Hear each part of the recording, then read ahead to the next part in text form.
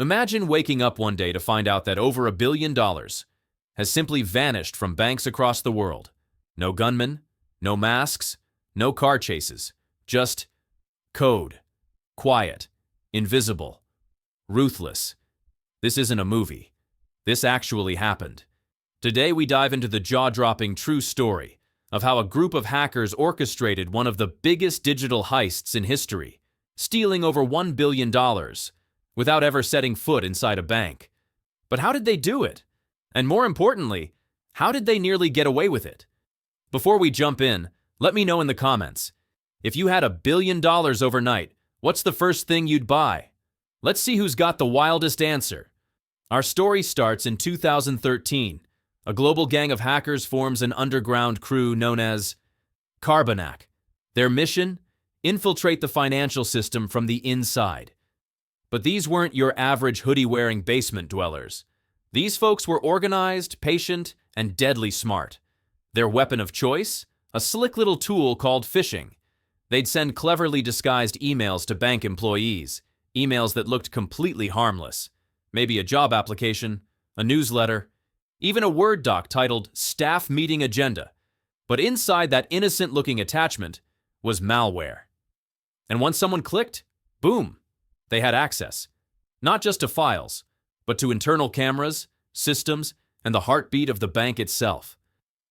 They watched employees for months, learning how transfers worked, who had access to what, and even what times people took coffee breaks. This wasn't just a heist, it was psychological warfare. Once they had all the intel they needed, they made their move. But here's where it gets wild. They didn't just steal money, they became the bank.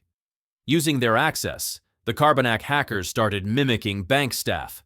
They'd authorize transfers to fake accounts, manipulate ATMs to spit out cash, and even altered account balances so the theft wouldn't be noticed immediately. One bank in Ukraine lost $10 million in a single day. Another in Russia lost $7 million before anyone even realized something was wrong. And the best part? The hackers weren't even in the same country. Some were in Eastern Europe, some in China, others in the Middle East.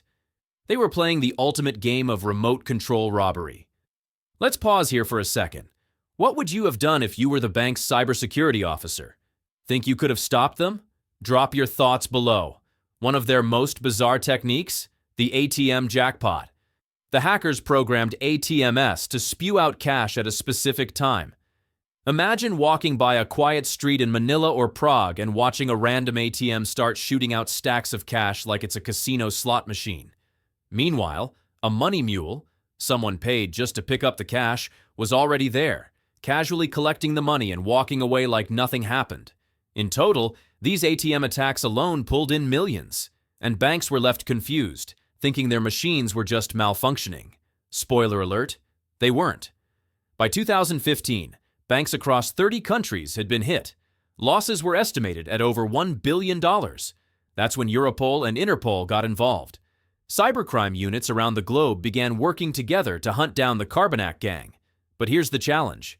They were dealing with ghosts. No physical evidence, no fingerprints, just IP addresses, encrypted chats, and a digital trail that led to nowhere until one slip-up.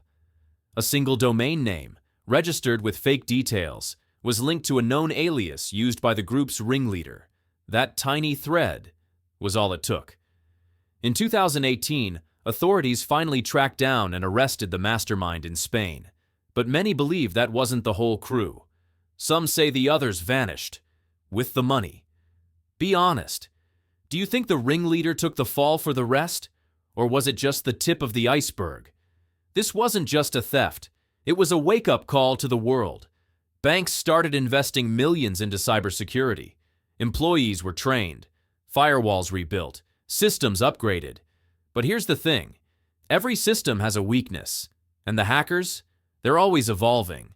What made this heist so scary wasn't the amount stolen, but the way it was done. No shootouts, no getaway cars, just silence and software. This story is a reminder. In the digital world, the biggest threats don't kick down the door, they walk right through it. If there's one thing to take from this, it's that the world is changing fast. Whether you're in tech, banking, or just trying to protect your data, knowledge is power.